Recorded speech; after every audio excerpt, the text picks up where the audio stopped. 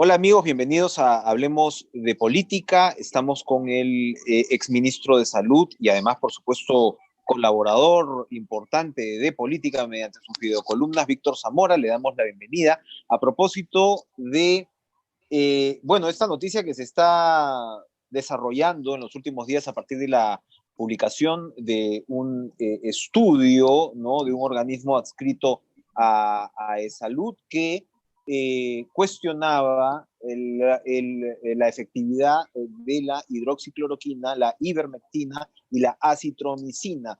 En el caso de la primera y de la tercera, la hidroxicloroquina y la acitromicina, señala el estudio que incluso pues, estaría aumentando la mortalidad.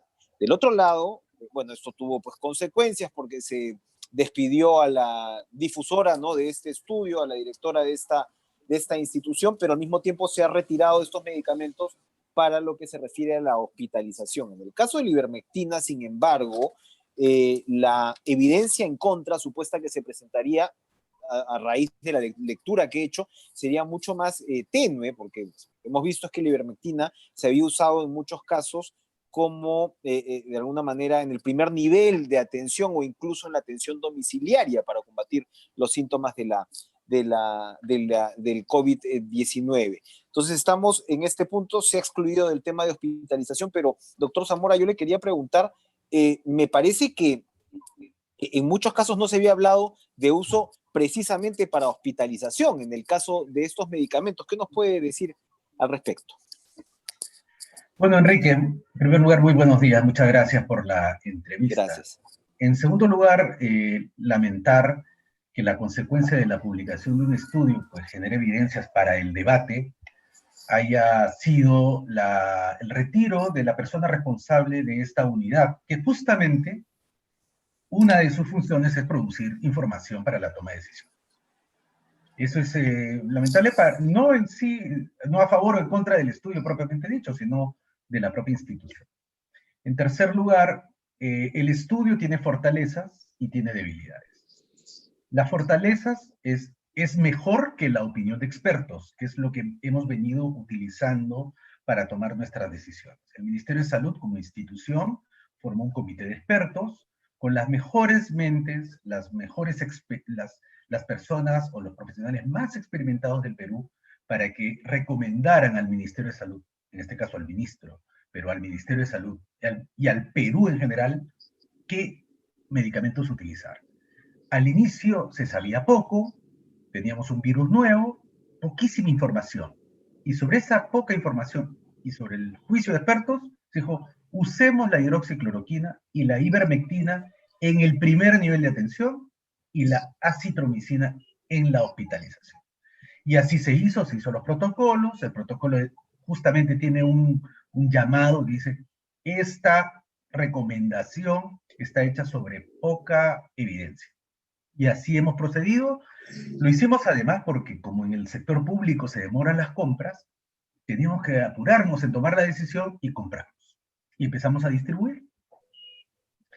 Hoy sale información relativa a que la hidroxicloroquina y la acitromicina y la ivermectina usadas de manera sola, aislada, no hace ningún efecto. No, ni generan daño, ni generan beneficio. Entonces, ¿para qué seguir comprando, gastando nuestros pocos recursos en ese medicamento? Y hace una alerta, ojo, en el uso combinado de hidroxicloroquina y la acitromicina en hospitalización, puede incrementar el riesgo de muerte. Y dice puede porque este estudio es retrospectivo. Los mejores estudios en ciencias de la salud son prospectivos, son hacia adelante. Enrique, te voy a dar una pastilla y voy a chequear cómo te va con esa pastilla día a día. Otra cosa es decir, Enrique, voy a ver tu historia clínica de hace un año para ver qué tomaste y cómo te fue. Son dos cosas distintas. Con las vacunas, por ejemplo, estamos vacunando gente con una vacuna experimental y le estamos haciendo seguimiento todos los días.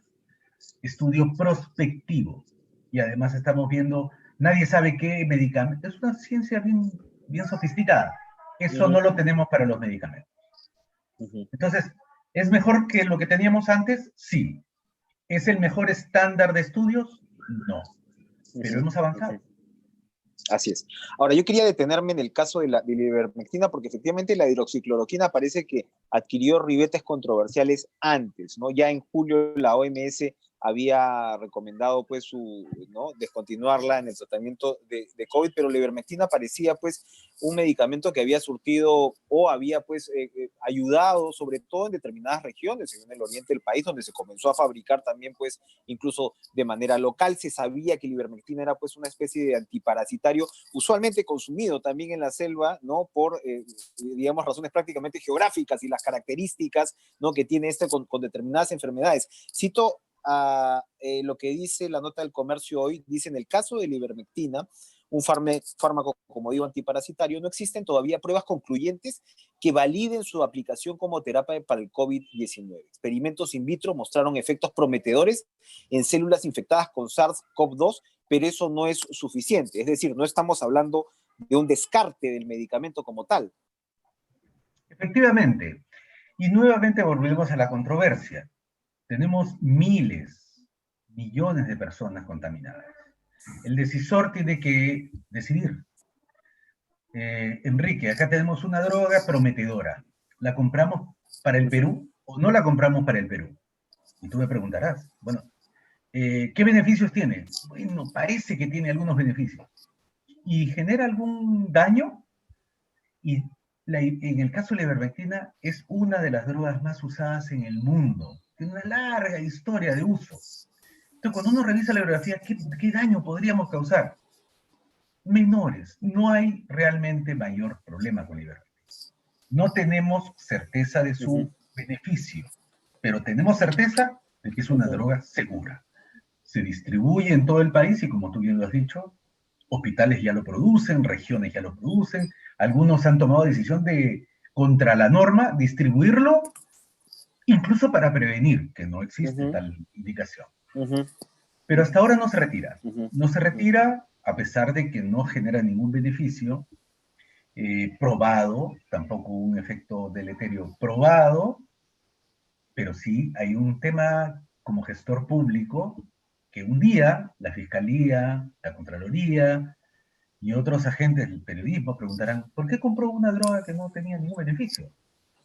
Bueno, ya es tiempo, creo yo, como no hemos tenido evidencias de que produzca beneficio alguno, no ha sido publicado nada al respecto, no seguir gastando nuestros pocos dineros en una droga que ya no estamos esperando demasiado tiempo. Ahora, ¿qué es lo que se ha visto entonces que sí funciona? Bueno, los corticoides para cuando está de alguna manera avanzado, por supuesto, pues el oxígeno, estamos hablando pues ya de un tratamiento mucho más de choque. ¿Hay alguna evidencia con respecto al tratamiento de la primera etapa de qué cosa es lo que de alguna manera puede ayudar a controlar la enfermedad? Excelente pregunta, Enrique, porque mira, la epidemia nos llegó muy rápido, muy violento, muchísimos casos, en un sistema de salud raquítico, sin pruebas, sin unidad de cuidados intensivos, sin hospitalización, la primaria ya bastante, venía menos desde muchos años atrás, con cerca de 60.000 trabajadores ausentes, a los cuales se les sumó muchos de nuestros trabajadores que dejaron por razones de su edad, nos dejaron, y algunos nos han dejado porque fallecieron por la enfermedad. Hoy, felizmente, estamos entrando en una etapa de muy pocos casos. ¿Qué tenemos que hacer? Organizarnos para las segundas olas o terceras olas, porque vamos a tener de distinto tamaño en distintos lugares. Ya tenemos capacidad hoy día para hacer pruebas moleculares, mucha capacidad, hemos multiplicado la capacidad por 80. Tenemos pruebas moleculares en los almacenes, tenemos que entrenar más personal, reorganizarnos, mejorar los contratos, comprar los equipos de protección personal antes que llegue la vacuna. Entonces tenemos un espacio de tiempo para orientar mejor nuestros recursos y empezar a discutir acerca de la transformación de nuestro sistema de salud. ¿Qué nos ha golpeado? Que estemos fragmentados en muchos pedazos. ¿Qué nos ha golpeado? Que haya 25 regiones con una descentralización mal hecha. ¿Qué nos ha golpeado? Que no hayamos invertido suficiente en la tecnología. ¿Qué nos ha golpeado? Que no haya habido una relación muy fuerte con el sector privado. ¿Qué nos ha golpeado? Que las universidades no hayan participado activamente. Todo eso tiene que ser revertido. Todo eso tiene que ser revertido. El debate Ujú, hoy ujú, es cierto, Enrique, hay que aprender las lecciones de las pruebas, de los medicamentos, pero lo que realmente mata en el Perú, en COVID, son tres cosas. Un virus agresivo con personas vulnerables, una ujú, respuesta del cuerpo violenta que necesita control de alta tecnología, y tres, ujú, un sistema de salud precario. Eso hay que revertirlo. ujú, ujú. Perfecto. Ahora, antes de que usted dejara el ministerio, se había planteado ya la necesidad de la unificación del sistema. Esto quedó en el camino. Sin duda, pues esta será, según lo que usted me está describiendo, sería una necesidad ineludible hacia adelante. Bueno, en el discurso del presidente el 28 de julio, en su último discurso, señala ese derrotero hacia la unificación del sistema público, estas distintas partes. Empezar el camino, que es largo, pero empezarlo. El premier en ese momento, el señor Cateriano, le redujo un poco el tono a ese mandato y no hemos escuchado de la ministra de Salud referencias al respecto.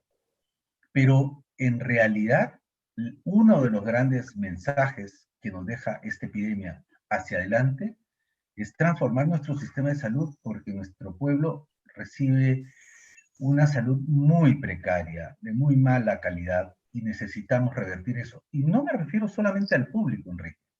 De Ujú, pronto nos hemos dado cuenta que también nuestro sistema privado es pequeño para la enorme demanda que hubo en el sector privado. Muchas de las clínicas llegaron al punto del colapso, si no el colapso total, y nuestros hospitales públicos recibían personas que incluso tenían seguros privados ante el aumento de la demanda. Esa es la gran lección, nuevo sistema ujú. de salud.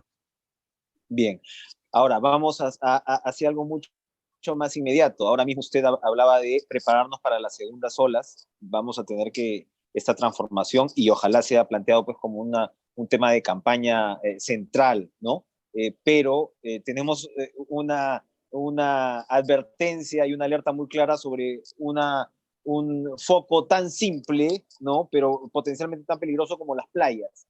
¿Qué hacer con las playas?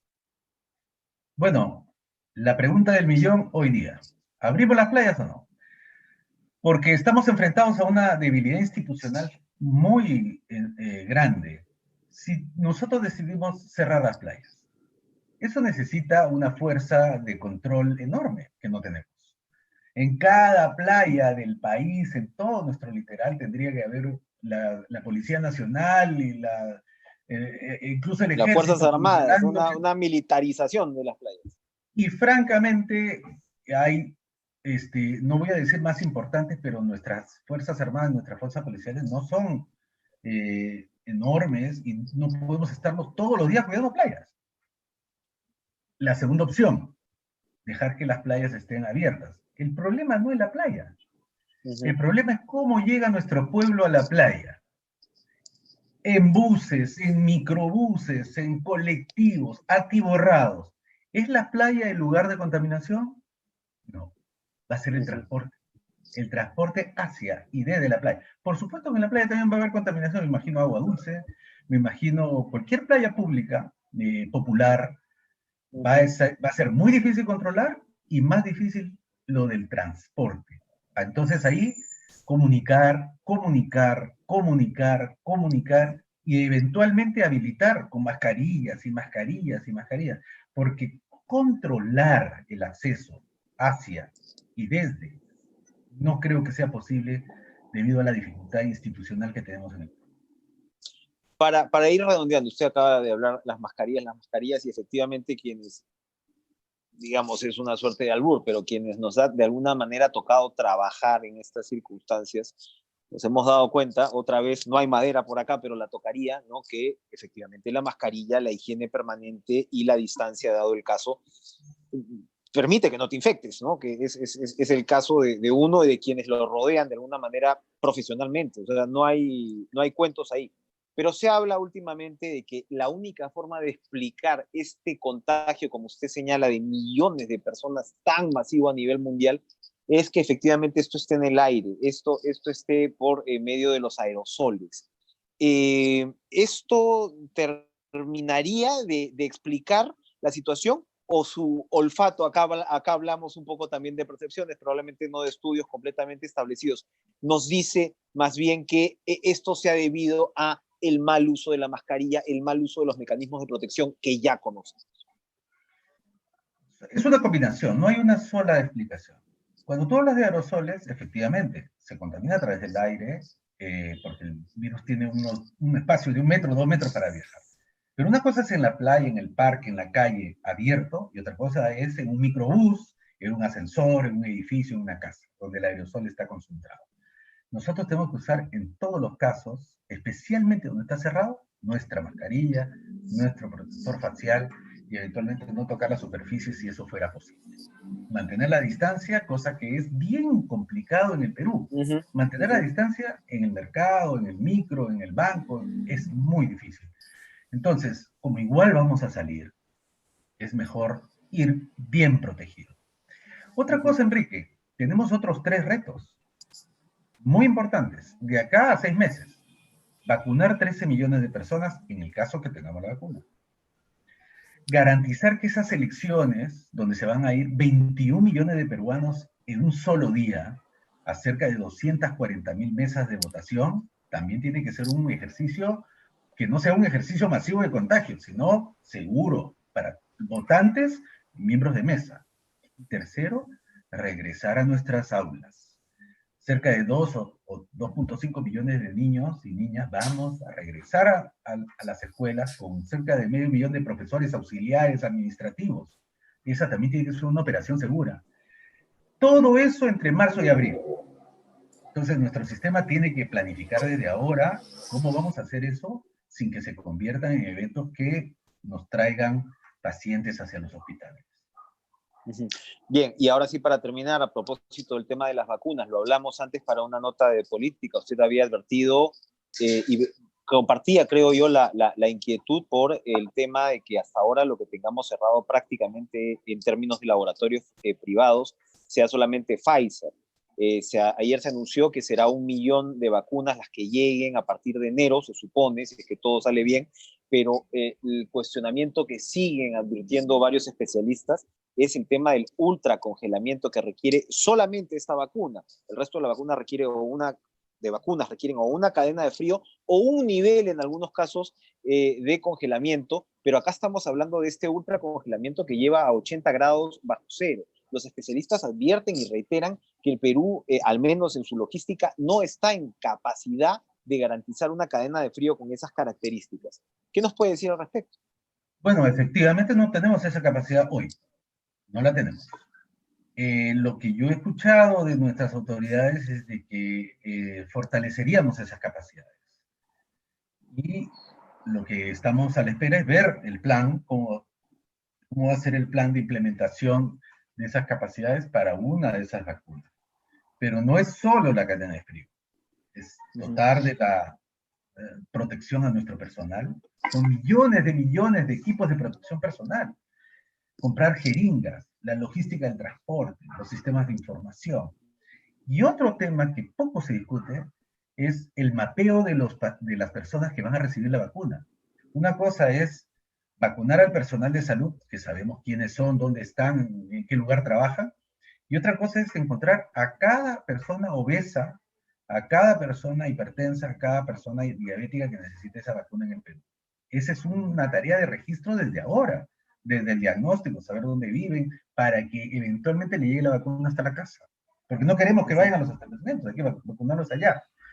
El Perú tiene un poderoso sistema de vacunación, pero enfrenta nuevos retos y no nos durmamos en nuestros laureles. Preparémonos con tiempo. Cerca de 200 países van a salir a comprar equipo de protección personal, jeringas, algodones, alcohol. Vamos a tener que contratar personal, etcétera, etcétera. Con tiempo, mejor. Ya lo hemos visto antes con pruebas moleculares y pruebas rápidas. Lo hemos visto con los equipos de unidad de cuidados intensivos. Mejor desde ahora. Perfecto. Víctor Zamora, muchas gracias por acompañarnos aquí en Hablemos de Política. Muchísimas gracias a ti, Enrique. Estamos en contacto y ya vamos a esperar con mucha atención su próxima videocolumna. Gracias por estar con nosotros. A ustedes y estamos también, por supuesto, viéndonos aquí en Hablemos de Política. Adiós.